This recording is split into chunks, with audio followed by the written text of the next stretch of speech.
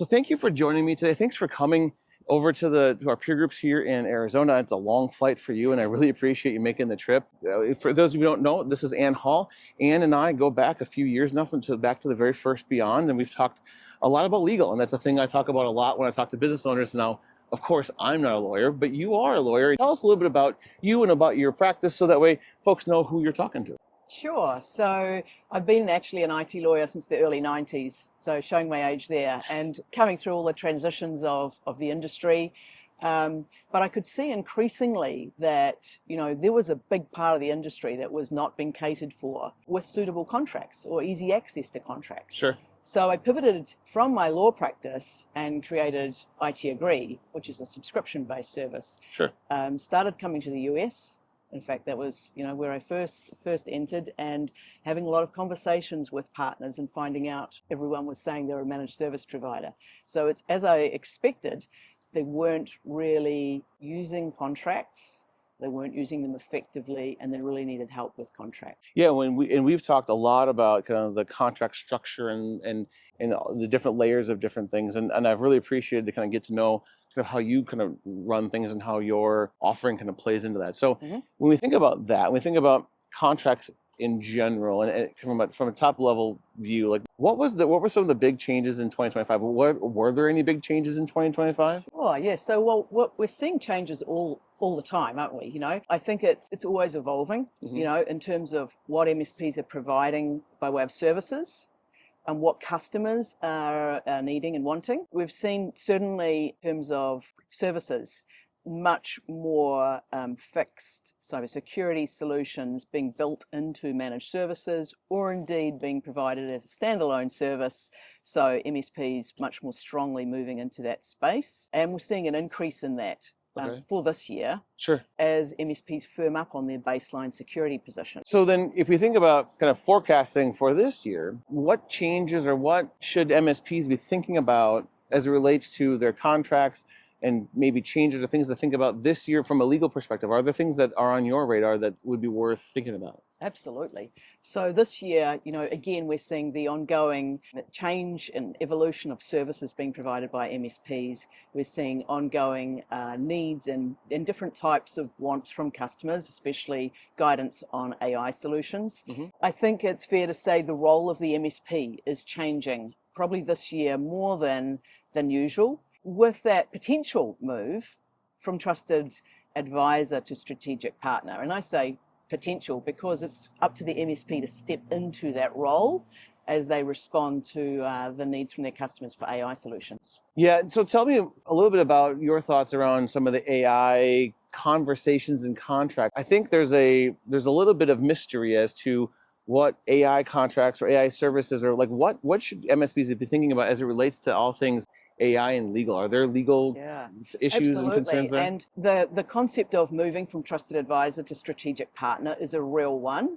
And what that involves is, in providing AI solutions, the partner needs to have a much stronger and closer relationship with the customer to understand the customer's routine workflows. Routine at first, of course, is a good place to start with AI solutions, and to really get closer to the customer to understand what's going on in their business in a way that MSPs traditionally don't need to. Sure. So if you think about systems integration projects where the partner needs to come in and do a scoping exercise, that's what's needed for the AI, and the scoping in a much broader sense than doing an on-site technical assessment for the purposes of providing managed services. This is really getting into what processes are common for the customer. How does their business work? Sure. What is it dependent on? Because that's where the AI solutions can be provided by the MSP, right, potentially managed intelligence provider, to move into that space. Are you thinking that, or are you seeing or forecasting some like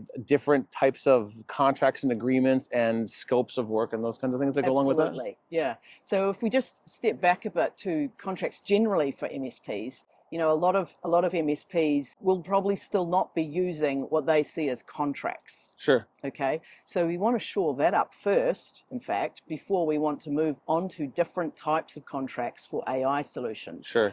But if we look at AI solutions, and I'm using that term generally, But you're looking at different types of commercial models.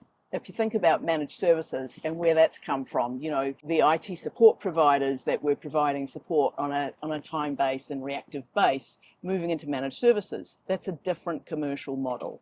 So again, with the move to AI solutions, it's a different commercial model. Sure. You know, the scoping, the discovery that goes on and is required there, the basis on which these services are going to be provided.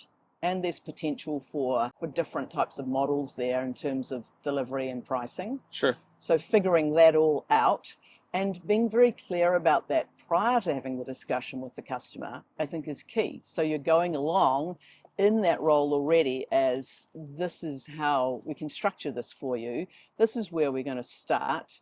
We're going to do potentially a proof of concept. Sure. You know, pick up something that you know you can get a win on. Right.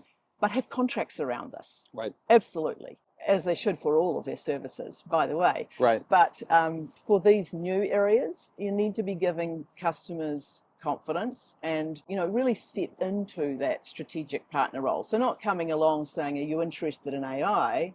But here's the model. Here's how it can work for you. Sure. Here's the process that we're going to follow, so that you've got elements that then give some structure and give some confidence to the customer.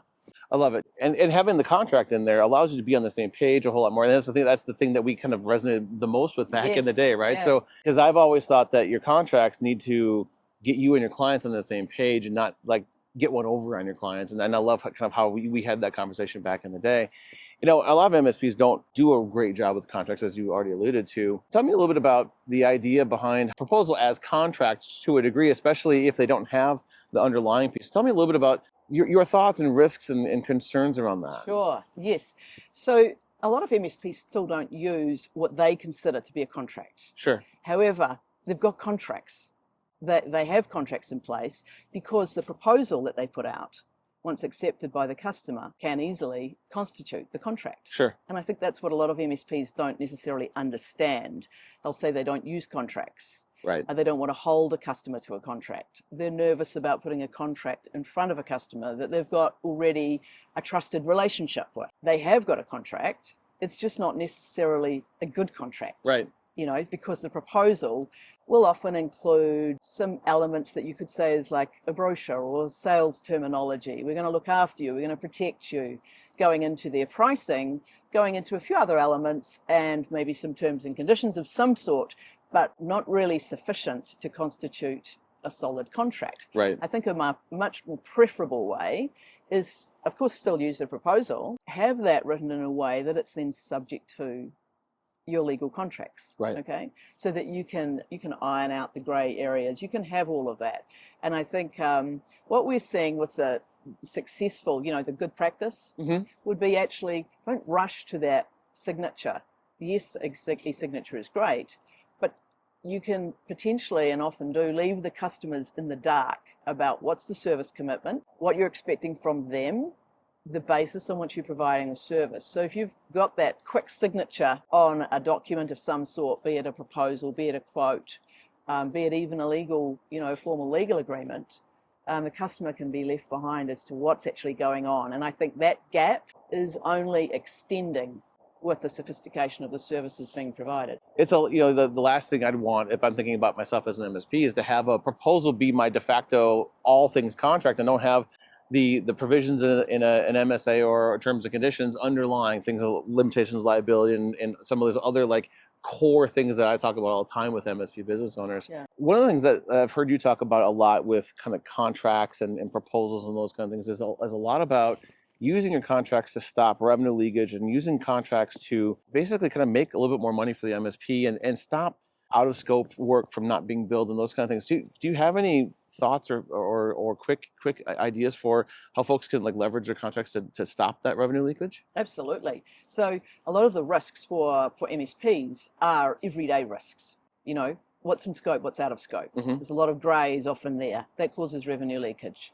Your responsibilities around, you know, reselling cybersecurity products. Again, a lot of misunderstanding from customers around what the MSP's responsibility is there, that the product or the service is underpinned by a vendor's product, which is not the MSP's product, so they shouldn't be taking responsibility for it, and customer behavior. So a lot of those areas cause revenue leakage. As it was suggested yesterday, who's got an engineer that's never done a ticket that's out of scope? Right. I mean, those out of scope things are what are costing MSPs, and MSPs tend to be super helpful. Go a little bit or a lot above and beyond to help the customer. And we're not saying don't be helpful, Right. but do what's committed to being done. You don't see other professionals in other areas effectively doing work for free. Right. It just doesn't happen. So I think that's where the role of the MSP, now there's opportunity always to step into that stronger role and have customers take up recommendations. So setting that baseline cybersecurity position and holding to it. My preference has always been to keep the number of offerings to a minimum, right? Absolutely. Don't have a gold, silver, bronze if you don't have to, right? Sometimes you do, and sometimes it's appropriate. But the minute you don't need it, simplify your offering, because it also simplifies all the contracts, how you market it, how all the conversations you have with your partners, and it also prevents things from like, hey, I have a remote only client, and now I have an engineer on the way to this remote only client. Oh, but I didn't clear it with the client first, so now I have to either eat the time or have an uncomfortable conversation, right? Absolutely. And it doesn't take much. If you've got an email even confirming, this is out of scope, it's going to take us 2 hours, or it's going to take us half a day, or whatever it is, and have some, contractual terms connected to that. Sure. So absolutely, you mentioned about contracts for protecting limitation of liability and all of those sorts of things in the case of the MSP being sued.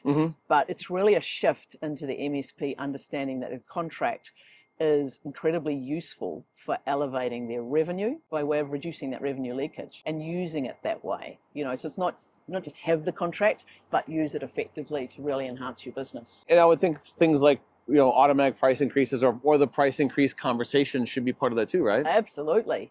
Some of those things that would seem obvious, increase your prices, but so many MSPs, they don't have an easy way to increase prices, or they're nervous to do so. So have that happening within your contract. Have your customer understand that and actually do it. Right. Yeah, the actually do part's the hard part, right? Yeah. What about the partnering side of things? I mean, we're seeing with AI solutions, of course, there are elements of providing these solutions which not necessarily within the current capability of the MSP, even the business discussion around the workflows and what have you, other aspects, building out, AI agents or whatever it might be, requiring then partnering, and MSPs have various options there. It's a label partnering, but beneath that are different commercial models, sure, different legal structures that need to be thought through before you go to the customer. That concept, is that more of like a software development type of a contract, or is that more professional services? Because one of the things that I fear the MSPs are going to do, and I think many do, is they write their contract via ChatGPT or Claude or whatever, and I think it's not a terrible idea to have them like review your contracts and help explain this to me in layman's terms, maybe, but I don't think I'd want to use ChatGPT or Claude to write a contract for me. But like, what does a contract for those type of services look like, or what are some of the key things that you'd want to have in there? So the first one would be the scoping. So an actual contract for the scoping, and what are you going to do in that scoping? What are you going to require from the customer? Is it going to cost them? What is it going to cost them? How long is it going to take? What do they need to make available to you? What is going to be the deliverable from that? Can they take that and use that deliverable and shop around and go somewhere else with it? Sure. So those sorts of elements, and I think by stepping into this opportunity clearly and with structure and with here's your, it need only be a short scoping exercise contract. Sure. Contracts don't need to be super long for some of these types of things, but go in there. This is the basis on which we're going to do it. And I think that customers will feel comfortable with that. The next part could be a proof of concept. So you might go in, we're going to do a proof of concept. It could be a statement of work for the proof of concept. Right. So here's a piece that we're going to do for you and show how this works, building the confidence again with the customer. Okay. Right. That, here's your team of 10 people doing this task, and here's how this can be reduced, which leads on to the outcomes scenario. Sure. And, there is opportunity to do outcome-based contracts. partners would need to be very careful about how they structure that. But it's a very valuable way to offer your service if you can do it. You know, I've done a lot of that in the past with big solutions integrations, the contracts for those where, of course, people don't want the solution. If it's a bank or a hospital, they're not looking for the solution in terms of, you know, here's the system. Mm-hmm. What a beautiful system. Sure. They're looking for what can that system do for this organization.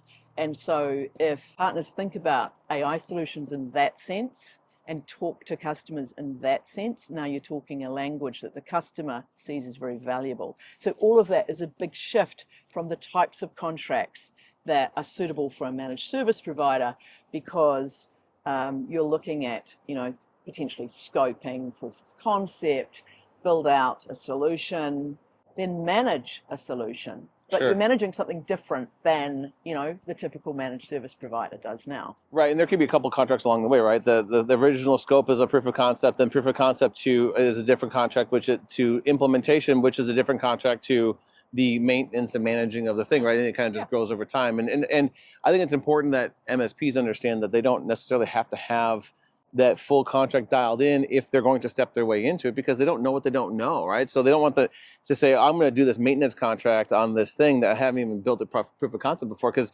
there's a lot that's going to happen between those two things. And it's natural. I mean, I think with all contracts for managed service providers or those moving into AI solutions, or, you know, even stepping right into being a managed intelligence provider, yeah, they need to think about it like this: what are we agreeing? Right. You know, so don't think about the legal contract as something that's full of legal mystique. It should be something totally that they understand, that their customers are going to understand when they receive it, and really think about it as a record of what's being agreed. Right. Right. So think about it like that. Don't think about it in terms of the lawyer's part that perhaps no one understands except for the lawyers. Right. Think about it in terms of what you are offering to do, what you're expecting from the customer, not just payment, but the customer has obligations as well. Yep. Right. And so what are you doing together? Yep. And recording that. I love that. Yeah, it's all about being on the same page. And I've always thought that keeping contracts as much in layman's terms, it makes so much more sense than, again, trying to get one, either get one passed, but also to describe, right? So like, I always struggle with the term indemnification. I can say the term and I sort of understand what it means, but if I needed to explain that to a client and exactly what that looks like, is much harder for me as a non-lawyer to be able to do that. And it means different things depending on what happened, right? So, or sort of different things anyway. And so the more you make the contracts easy to read and understand, one, you have fewer lawyers that need to review them and redline them on the back end. And two, it's easier to have a conversation. And that's what I love about, like, what we've always talked about, is just trying to be on the same page as everybody. Make it real, make it understandable.